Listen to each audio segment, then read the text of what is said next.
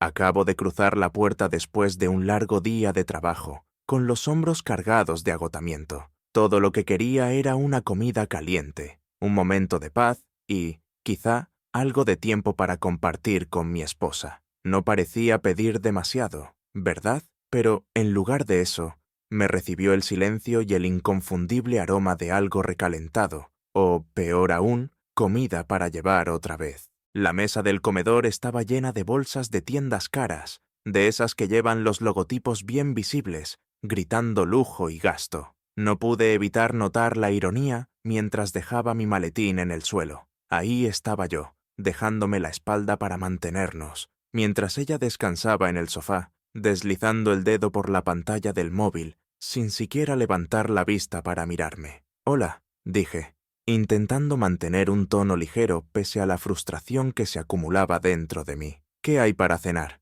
Ni siquiera se molestó en mirarme. «He pedido algo. Llegará en un rato», respondió con indiferencia. No era la primera vez que pasaba. De hecho, ya se había convertido en costumbre. Las comidas caseras que antes me esperaban, su lasaña, sus guisos, eran recuerdos lejanos. La cocina se había transformado en un museo, intacta, irrelevante. Y no era solo la comida. La casa entera parecía venirse abajo. Platos apilados en el fregadero, ropa sin doblar, y el suelo, que antes brillaba, ahora daba la impresión de no haberse limpiado en semanas. No quería discutir, estaba demasiado cansado, pero mientras observaba el desorden, la rabia empezó a crecer. Trabajaba sin descanso, aceptando proyectos extra, soportando el estrés y las noches sin dormir, todo para asegurar una vida cómoda para ambos. ¿Y qué recibía a cambio? Una esposa que parecía no preocuparse por mantener el hogar ni por reconocer mi esfuerzo. Esa noche, después de tirar las cajas de la comida y soportar un silencio que se hacía insoportable, decidí hablar con ella. «Tenemos que hablar», dije con cautela. Ella rodó los ojos, apenas disimulando su fastidio. «¿De qué ahora? De esto, de nosotros. No puedo seguir así. Solo. Necesito tu apoyo». Su respuesta me golpeó más de lo que esperaba. «Yo no me casé contigo para ser tu sirvienta ni tu cocinera personal. Si eso es lo que quieres, contrata a alguien». Sus palabras quedaron flotando en el aire, frías y afiladas. No podía creerlo. Esa no era la mujer con la que me casé, la que se preocupaba por nosotros, por nuestra casa, por mí. Intenté explicarle, hacerla entrar en razón, pero no quiso escucharme. Me despidió con un gesto de la mano, diciendo que tenía cosas más importantes que hacer que discutir tonterías. Fue entonces cuando comprendí lo lejos que estábamos el uno del otro.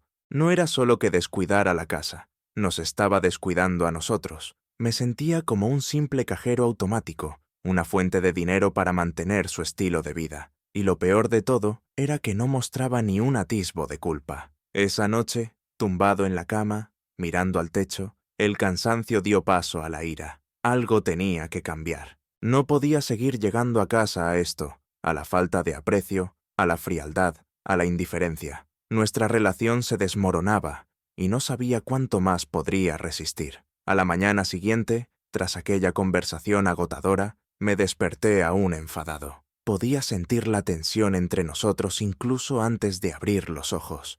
Ella ya se había levantado y estaba en el salón, bebiendo café como si nada hubiera pasado. Mientras tanto, yo me preparaba para otro día interminable en el trabajo. Pensé en dejarlo pasar, como tantas veces antes, fingir que no pasaba nada. Pero algo dentro de mí se rompió. Esta vez no iba a quedarme callado. Cogí mi taza de café y me senté frente a ella, intentando mantener la calma. «Mira», dije con voz firme, «creo que no entiendes cuánto me está afectando todo esto. Llego agotado todos los días y siento que soy el único que tira del carro aquí». Ella no parpadeó. Seguía mirando el móvil, deslizando el dedo sin interés. Cuando por fin levantó la vista, su expresión era de pura molestia. «¿Otra vez con esto? Te lo dije anoche. No soy tu criada. No estoy aquí para satisfacer todos tus caprichos». La frialdad en su voz fue como una bofetada. «No es eso lo que te pido», respondí, alzando la voz sin querer. «Te pido una compañera, alguien que aporte, que se preocupe por esta relación tanto como yo». Su risa fue amarga, casi burlona. «¿De verdad crees que esto es una especie de sociedad? Dejemos algo claro. Yo no firmé para ser tu sirvienta. Tengo mi propia vida, mis propias prioridades. Si no te gusta, ese es tu problema. Sus palabras me helaron la sangre. Ya no era una discusión más, era una declaración. Había trazado su línea y dejado claro que no pensaba cambiar, ni ceder, ni reconocer mis sacrificios. ¿Y qué pasa con nosotros?, pregunté, con la voz cargada de frustración. ¿Te importa lo que nos está pasando? Ella suspiró con dramatismo, como si todo aquello le aburriera. Mira, ya te lo he dicho. Si querías una ama de casa que cocine, limpie y haga todo lo que tú quieras, te casaste con la mujer equivocada. No voy a cambiar quién soy solo porque te sientas poco valorado. Fue en ese momento cuando entendí la profundidad de la distancia entre nosotros.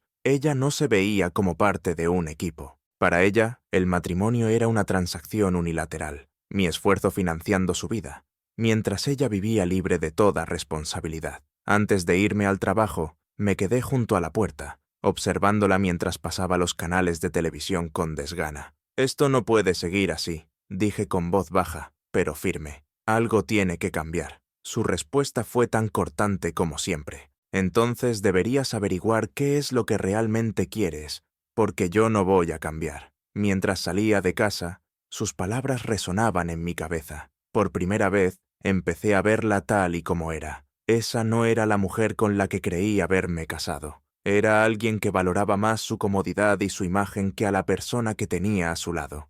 Y, por primera vez, empecé a preguntarme si realmente valía la pena seguir luchando por este matrimonio. Aquel día en el trabajo no pude concentrarme. Sus palabras se repetían en mi mente como un disco rayado. No voy a cambiar. La contundencia de esa frase dolía. No era solo lo que dijo, sino cómo lo dijo, como si mis sentimientos no importaran en absoluto. Durante la hora del almuerzo me quedé mirando el móvil, repasando fotos antiguas de cuando éramos felices, preguntándome en qué momento llegamos a esto. No tenía una respuesta clara, pero sí una certeza. No podía seguir viviendo así. Cuando volví a casa, ya había tomado una decisión. Si ella no iba a cambiar, entonces tendría que hacerlo yo. Se acabó financiar su irresponsabilidad. Se acabó dejar que me diera por sentado. No entré gritando ni buscando pelea. Simplemente fui al dormitorio, encendí el portátil y accedí a nuestras cuentas conjuntas. Ella estaba tan absorta en el reality show que veía que ni se dio cuenta cuando cancelé sus tarjetas de crédito adicionales. Le dejé una, sí, pero con un límite de gasto estricto. Si quería algo más allá de eso, tendría que apañárselas por su cuenta. A la mañana siguiente me levanté más temprano de lo habitual, decidido a tomar el control. Mientras ella seguía durmiendo, como siempre, empecé a revisar mis finanzas. Analicé cada factura, cada compra absurda de los últimos meses. Bolsos de diseñador, comidas carísimas, citas en el spa. Era suficiente para hacer hervir la sangre, pero en lugar de enfrentarlo de inmediato, decidí dejar que sus propias acciones hablaran por sí solas. No tardó en darse cuenta. Esa misma tarde, entró hecha una furia,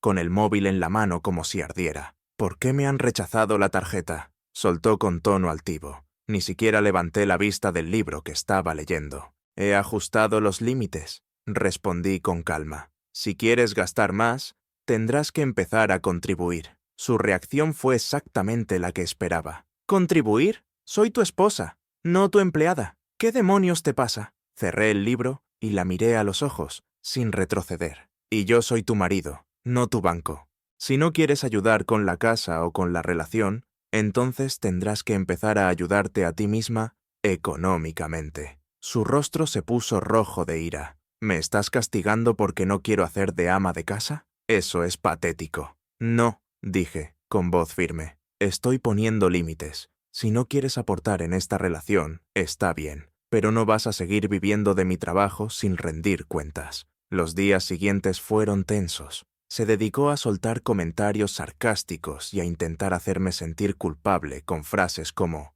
«Supongo que ya no me quieres», pero me mantuve firme. Cuando intentó comprar unos zapatos carísimos y la transacción fue rechazada, volvió a estallar, llamándome controlador. No piqué, simplemente repetí lo mismo. Si quieres lujos, puedes ganártelos.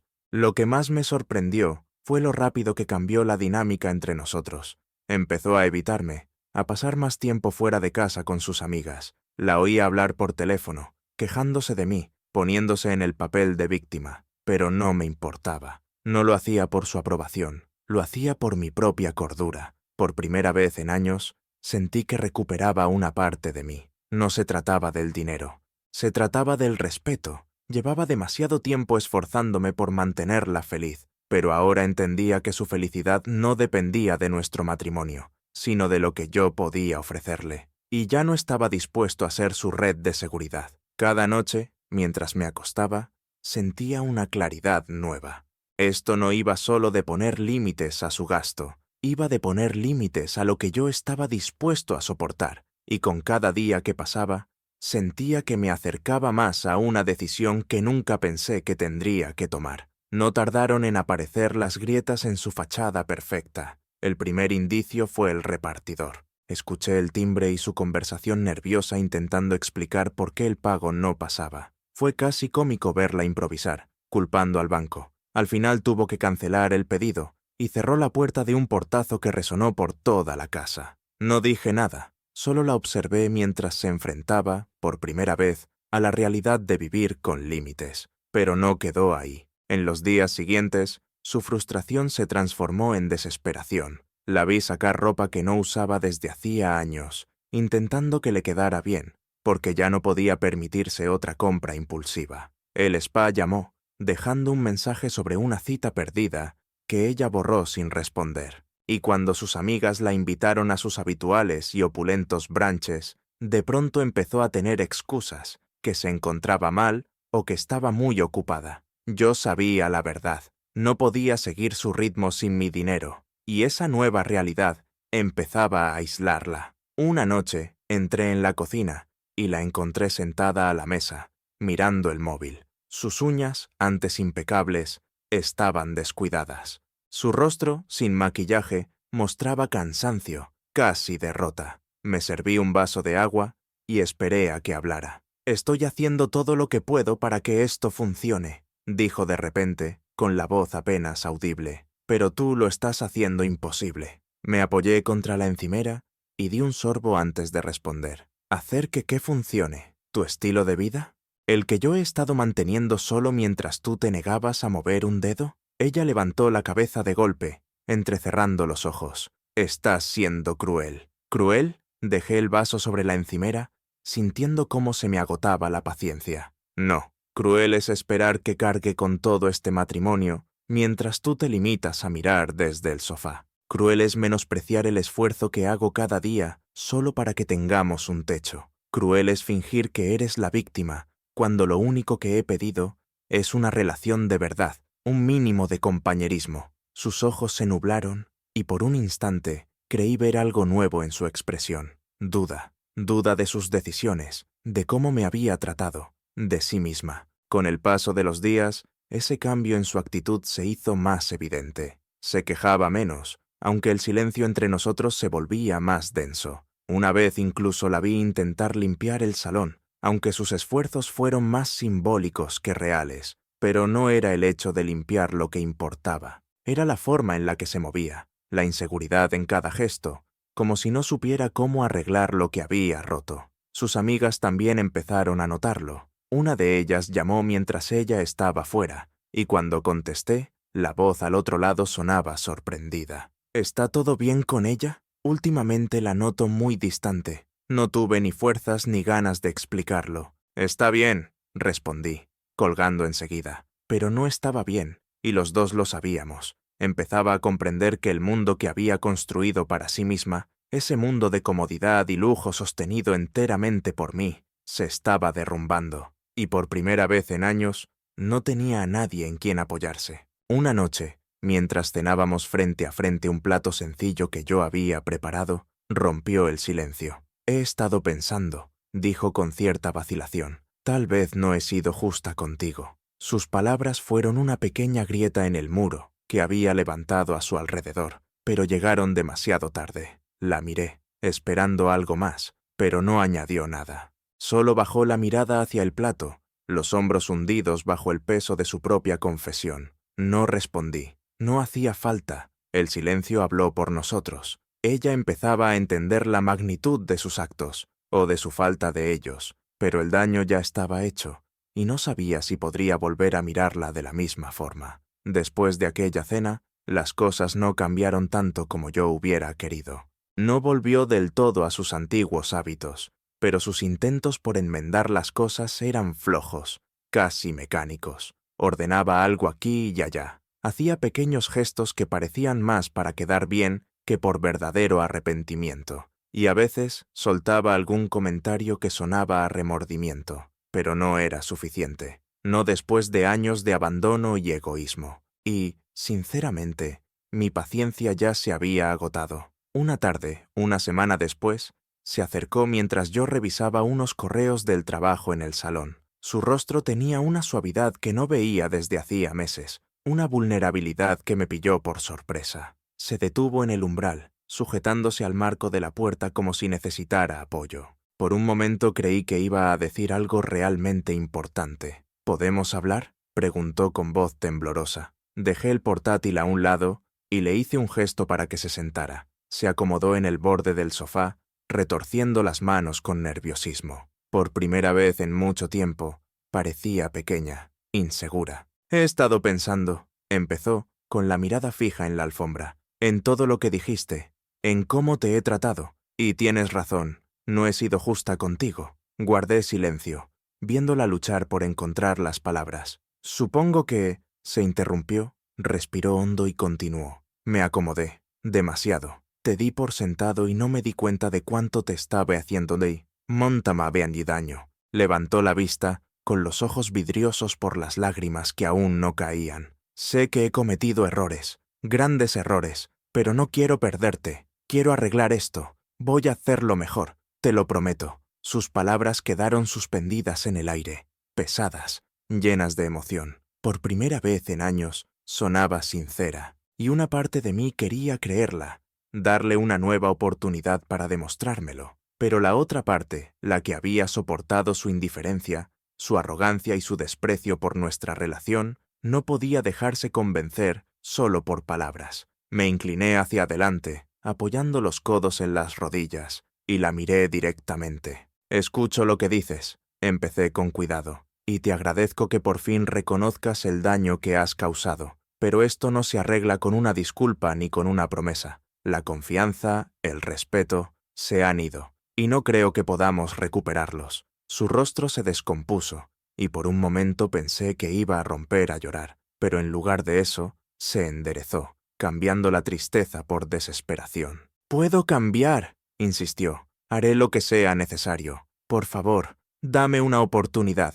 Negué con la cabeza, sintiendo el peso de mi decisión caer sobre mí como una losa. «Ya has tenido oportunidades, más de las que puedo contar, y cada vez elegiste pensar en ti antes que en nosotros. No puedo seguir así. No puedo seguir esperando algo que no existe». Ella alargó la mano, agarrando la mía con fuerza, más aferrándose que buscando contacto. «Por favor», susurró con la voz rota. «Te quiero». Aparté mi mano, suave pero firmemente. «Necesitaba tu amor cuando importaba», dije con calma. «Cuando llegaba agotado y solo quería una compañera. Cuando pedí ayuda y me ignoraste. El amor ya no basta, no después de todo esto». Sus lágrimas cayeron entonces, silenciosas, recorriéndole las mejillas. No sentí satisfacción ni alivio, solo una tristeza profunda, cansada. No era así como quería que terminara todo, pero era la única salida posible.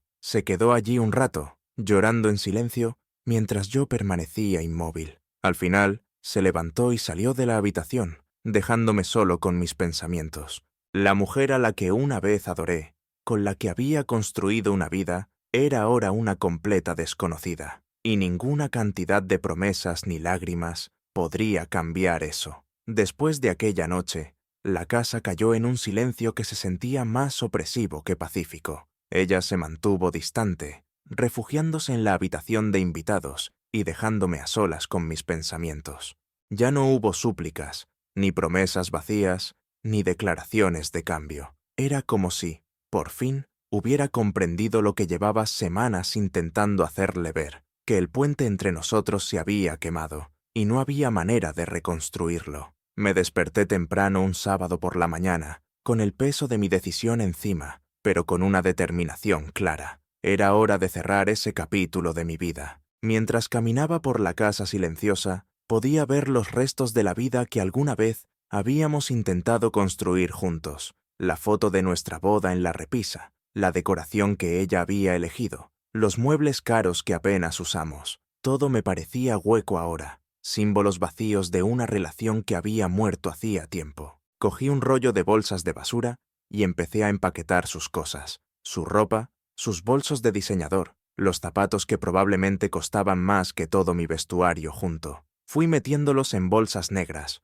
uno tras otro. Cada objeto que guardaba era como desprenderme de un peso que llevaba años cargando. Ya no sentía rabia, ya no sentía rencor, solo una certeza: había terminado. Cuando ella se despertó, casi había terminado. Entró en el salón, frotándose los ojos, y se quedó paralizada al ver las bolsas alineadas junto a la puerta. Su expresión pasó de la confusión a la incredulidad y luego al enfado. «¿Qué demonios es esto?», preguntó, con voz cortante. «Esto», respondí con calma, «es yo siguiendo adelante. He estado cargando con esta relación yo solo durante demasiado tiempo. Y se acabó. Tienes que irte». Sus ojos se abrieron de par en par, y por un momento creí que iba a discutir, pero cruzó los brazos, y su voz adoptó un tono defensivo, casi burlón. «No puedes echarme así. ¿Dónde se supone que voy a ir? Eso ya no es asunto mío», contesté sin alterarme. «Dejaste claro que no me necesitabas. ¿Recuerdas? Pues demuéstralo. Construye la vida que dices merecer, pero hazlo por tu cuenta». Me miró como si no reconociera al hombre que tenía delante. Quizá no lo hacía. Quizá, por primera vez en años, estaba viendo a alguien que se defendía, que se negaba a seguir siendo su soporte incondicional. Su seguridad se desmoronó, y lo intentó una última vez. «Puedo cambiar», dijo, con voz más baja, casi suplicante. «Podemos arreglar esto», negué con la cabeza. «Tuviste la oportunidad de cambiar, de arreglarlo cuando importaba. Ya no estoy enfadado, pero no puedo seguir viviendo así. Me merezco algo mejor». Su silencio lo dijo todo. Se dio media vuelta y volvió a la habitación de invitados. No la seguí. Terminé de empaquetar lo poco que quedaba y coloqué las bolsas junto a la puerta. Esa misma tarde llamó a una astiga para que la recogiera. No se despidió cuando se fue. Simplemente tomó las bolsas y desapareció por la puerta. La vi desde la ventana mientras el coche se alejaba y sentí una oleada de alivio. La casa estaba en silencio, pero esta vez el silencio era distinto, liberador. Durante las semanas siguientes, empecé a recuperar mi vida. Reorganicé los muebles, quité las fotos de la boda y doné las cosas que habíamos comprado juntos y que ya no necesitaba. Por primera vez en años, la casa se sentía mía, un espacio donde podía respirar y empezar de nuevo. Amigos comenzaron a llamarme, preguntando cómo estaba. Les dije la verdad, estaba mejor que en mucho tiempo. Volví a salir, a retomar viejas amistades, a redescubrir las cosas que me apasionaban. Poco a poco, empecé a sentirme yo otra vez. Una tarde, sentado en el porche trasero con una copa de vino, vi cómo el sol se ocultaba en el horizonte y me di cuenta de algo. El peso que había llevado tanto tiempo, la frustración, el rencor, el cansancio, había desaparecido. En su lugar, había una calma que no sentía desde hacía años. Ya no estaba sobreviviendo, estaba viviendo, y por primera vez en mucho tiempo, sentí ilusión por lo que el futuro pudiera traer.